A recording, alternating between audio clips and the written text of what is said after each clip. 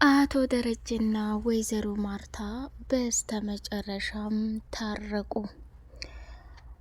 ኤቢና ዳጣ እንዲሁም ደግሞ ናታን ከሚባለው በላይ እግራቸው ላይ ተደፍተው ደም እንባ እያለቀሱ ልመናቸውን ቀጠሉ።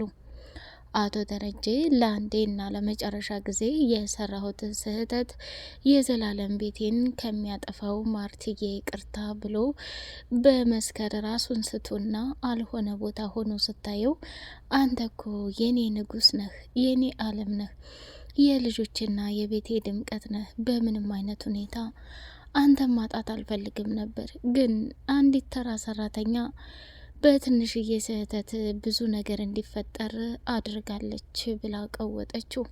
ናታንም ደግሞ ለአንዴና ለመጨረሻ ጊዜ አባዬ እማዬ፣ እኔ እዚህ ቤት እናንተ ባትወሉኝም ከእናትና ከአባቴ በላይ ብዙ ፍቅርና ትምህርት አይቼባችኋለሁኝ። አሁን ላይ የማትታረቁ ከሆነ ቤቱን ለቅቄ ልወጣ ነው ብሎ ደም እንባ ማንባት ጀመረ። አቢጌልም ካሁን በኋላ ህይወቴን የማይሆን ቦታ ላይ እንደምታገኙት ተስፋ አለኝ ብላ ወሰነች። ዳጣም ለአቶ ደረጀ እኔ ካሁን በኋላ እዚህ ቤት የምቆይበት አንድ ምክንያት የለኝም አባዬ፣ ወደድክም ጠላህም ነገ የመጀመሪያ ህይወቴ ጎዳና ይሆናል ብላ ወሰነች። እንግዲህ ወይዘሮ ማርታ ከሚባለው በላይ የዋሀዬን ማልቀስና እንዲሁም ደግሞ የደረጀን ሁኔታ ስታየው በፍጹም ራሷን መቆጣጠር አቅቷት እንግዲህ ያ ሁሉ ክፋትና ጭካኔ ለልጆች ስል ይቅር ብያለሁ፣ ግን እስከ መጨረሻው ድረስ አንተን አምኖ መኖር ቢከብደኝም ለእነዚህ ለልጆች ስንል አብረን እንኖራለን ብላ ስትለው አቶ ደረጀም እድሜ ዘላለምሽን እግርሽን እያጠብኩና ያንቺ የሆነ ደስታ ሁሉ ባደርግ ላንቺ የሚከፍልሽ ውለታ የለም ማርቲ፣ አልበደልኩሽም፣ አላስከፋውሽም ወይንም ልብሽን አልሰበርኩሽም ብዬ በፍጹም ልል አልችልም። ምክንያቱም ማንም የማይሰራውን ስራ ሰርቻለሁ። በአንቺ ላይ ይሄን ነገር ማድረጌ የዘላለም ጸጸትና ሀዘን የጣለብኝ ለኔ ነው። ስለዚህ ካሁን በኋላ ምንም ነገር ስህተት ልታይብኝ ቀርቶ በፍጹም ሊፈጸም የማይችል ትልቅ የዘላለም ትምህርት ተምሬበታለሁ ብሎ ወሰነ። አቶ ደረጀ እንግዲህ በመጠጥ ራሱን አደንዝዞና ራሱን ደስ የማይል ቦታ ላይ አድርጎ እጅጉን በጣም በሚያሳዝን ሁኔታ የመኪና አደጋ ጨፍልቆት ነበር። ባለመኪናውም እንግዲህ መንገድ ላይ አቁሞ አቶ ደረጀ እንዳልተዳጠና በጣም እንደሰከረ ሆኖ ሲያየው ካለበት ቦታ አውጥቶ መስመር ይዞ እንዲሄድ አድርጎት ነበር። በመጨረሻም ደረጀ ዝናቡም ሁሉም እየመታው ውሃና ምጥን በር ላይ ቆመው አባዬ መጣልኝ ብላ ሄዳ አቅፍ ስታደርገው ውሃን እንግዲህ እዛው መሬት ላይ ያፈረጣትና መጠጡን እየጠጣ አቶ ደረጀም ወደ መኝታ ክፍሉ ጉዞውን አደረገ። ማርታም አልጋዋ ላይ ተቀምጣ በጸጸት እየተቃጠለችና እያለቀሰች እንዴት ይሄ ሊሆን ይችላል? ደረጀ በህይወት ዘመኔ እስካለሁ ድረስ ይከዳኛልና ይሄንን ያደርገኛል ብዬ በፍጹም አስቤ አላቅም። ከምለውና ከምነግራችሁ በላይ እንደ ዛሬ ልቤ ተሰብሮ አያቅም እያለች እየየየ እያለች ማልቀስ ጀመረች። በመጨረሻም ባልታሰበና ባልተጠበቀ መልኩ ያየችውን ነገር ማመን አቅቷት እንግዲህ ከምኝታ ክፍሏ ወደ ውጭ በየመስኮቱም እያየች ራሷን በጸጸት እያቃጠለ ትገኛለች። አቢጌል አባቷን ወደ መስሪያ ቤት ሄዳ ስታየው ከመጠን በላይ ጠጥቶ ደም እንባ እየተፋና እንዲሁም ደግሞ እየተሰቃየና እየተጎዳ ስታየው እማዬ በጣም ክፉ ነሽ፣ አባዬ እኮ ባፉ ደም እየተፋ ነው፣ እየጠጣ ነው መጠጥ፣ ራሱን በጸጸት እያቃጠለ ነው። ይቅር ትይዋለሽ፣ ይቅር የማትይው ከሆነ ግን አባዬ ሙቶ አንቺ መቃብሩ ላይ ልታለቅሽ ነው ወይስ ምንድን ነው አላማሽ?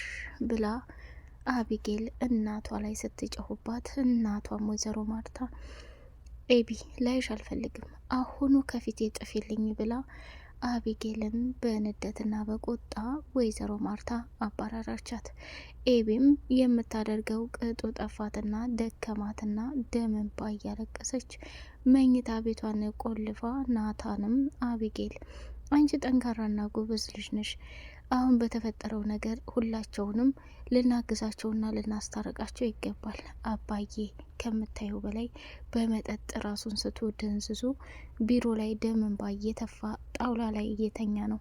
እማዬ ግን ቢያንስ ቤቷ ሁና እኛን እያየች እንዲሁም ደግሞ ንጹህ ክፍል ላይ ሆና እንትን እያለች ነው።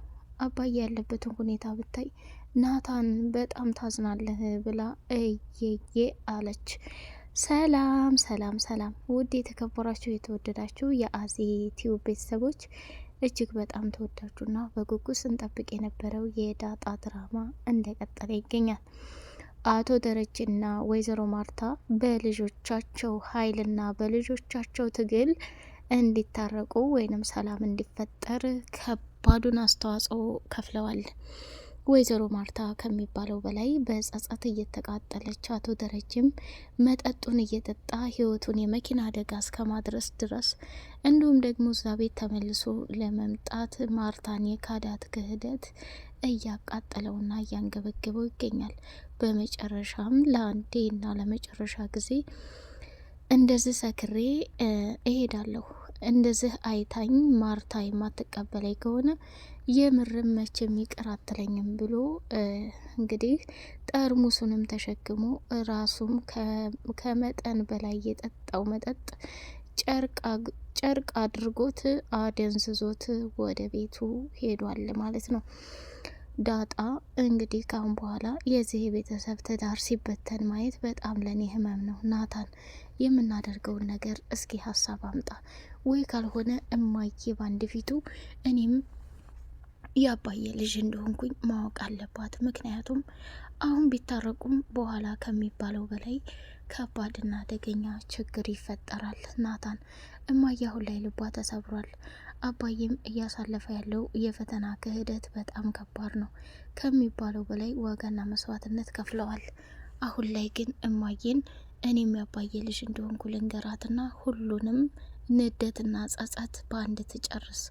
ከዛ አባዬን ይቅርም አለችው ምንም አለችው፣ ውሳኔው የራሷ ነው ብላ መናገር ጀመረች። ዳጣ ያምሻል እንዴ? አባዬ ሁሉንም ነገር መናገር ጠፍቶት ነው እንዴ? እማዬ በአንድ ስህተት አባዬ ላይ እየሆነች ያለውን ነገር አይታይሽም እንዴ?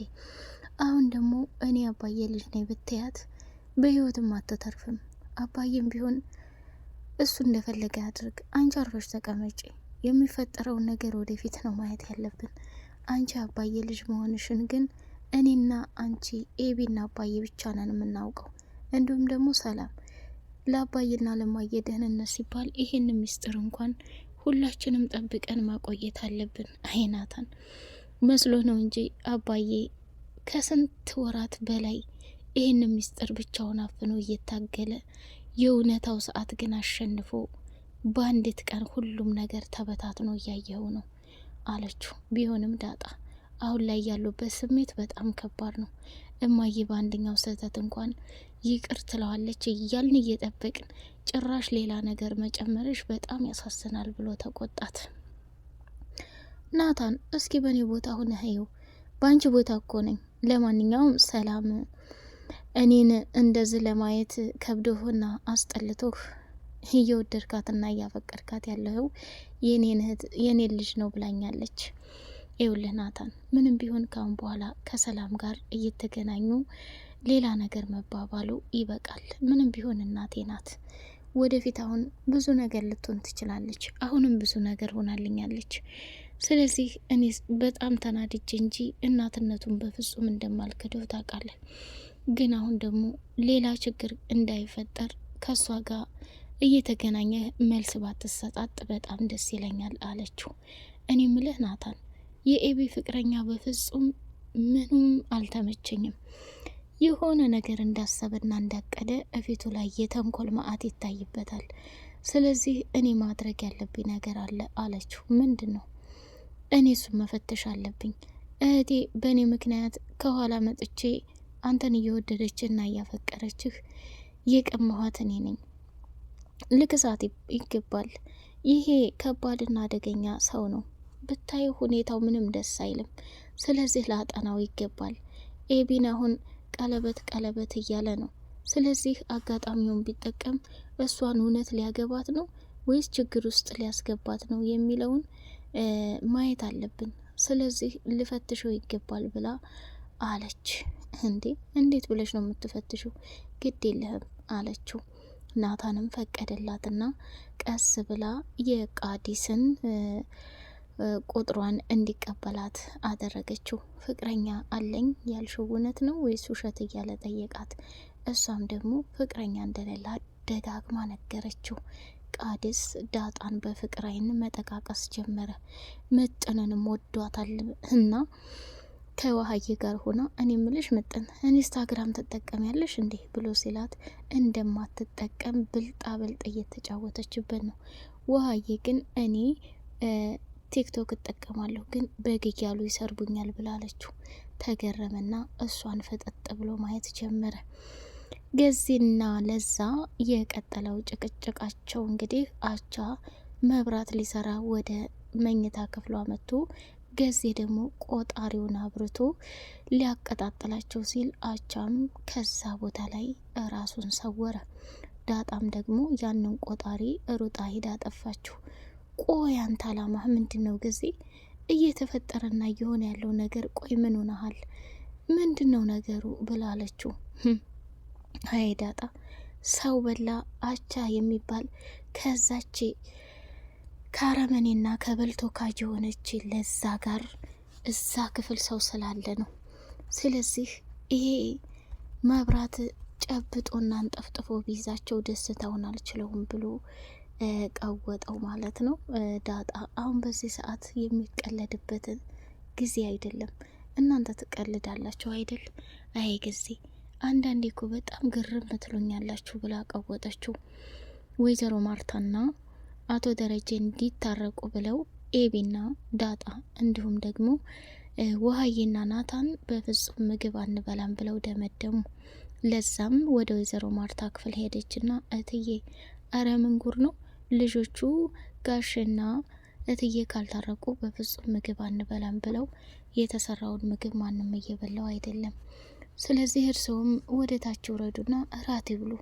እንደዚህ በመሆን ምን የሚቀየርና የሚለወጥ ነገር አለ ብላ ለዛ ምክር አነሳች። ለዛ አቤት እትዬ እናንተ እራታችሁን በልታችሁ በጊዜ ተኙ። እነሱ ደግሞ አልበላም ታሉ አመት መቆየት ይችላሉ፣ ሲነጫቸው ይበሉታል ብላለች። ግን እትዬ ከመጠን በላይ እንደዚህ መሆኑ ተገቢ ነው? እርሶም ወደ ራስዎ ይመለሱ። አንድ የተፈጠረው ነገር ተፈጥሯል። ለዛ አመሰግናለሁ። አንቺ ሰተት ብለሽ ሂጂ ወደ ስራሽ፣ እኔን ተወት አድርጌ ብላ ተናገረች። ማርታም እንግዲህ በድጋሚ ወይኔ ደረጀ እንዴት ታረገኛለህ ብዬ መቼም አስቤም አላቅም። በላይኛው ቤት እንኳን ይቅር አልልህም። ቆይ እኔ አንተን ባከበርኩኝ፣ ትዳሬን ባከበርኩ፣ ልጆቼን ባከበርኩኝ ይሄን ያክል ጉድና ስቃይ በፍጹም ይመጣብኛል ብዬ አንድ ቀንም አስቤም አላቅም። ምን አይነት ክህደት ነው! በዛ ላይ ደግሞ ከጎዳና አንስቼ ሰው አድርጌ በቤቴ ላይ እንደ እህት እንደ ታናሽ እህት እንዲሁም ደግሞ እንደ ልጅ እንደ እህት አድርጌ በተንከባከብኳትና ለሷ ብዙ በሆንኩላት ሰራተኛ መከዳት በጣም ከባድ ነው። ደረጀ በጣም ታሳፍራለህ እያለች አሁንም ወይዘሮ ማርታ ያለፈ ትውስታዋን መዲ ለካ አይንሽን ግለጪ፣ የምታሳዝኝኝ አንቺ ነሽ ማርቲ እያልሽ ስትይኝ የነበረው ይህንን ጉድ እያወቅሽ ነው። የእናቴ ልጅ መዲዬ ልረዳሽ ይገባ ነበር እያለች ወይዘሮ ማርታም በጸጸት መቀወጥ ጀመረችው። አቢጌል ከሚባለው በላይ እንስፍስፍ ብላ አባቷን እዛ ካየችው በኋላ እያለቀሰች ወደ ቤት መጣችና ገዜም ኤቢ እረ ይች ለዛ መኝታ ክፍሏ ሰው አለ እያለ ሲላት እሷም ትታው ሄደች። ወይ ጉድ! ጤነኛይቱ ልጅ አንቺ ነበርሽ፣ አሁንማ ተቀየርሽ ብሎ አለ። በቀጣይ ፓርት እስከምንገናኝ ሰላማችሁ ብስት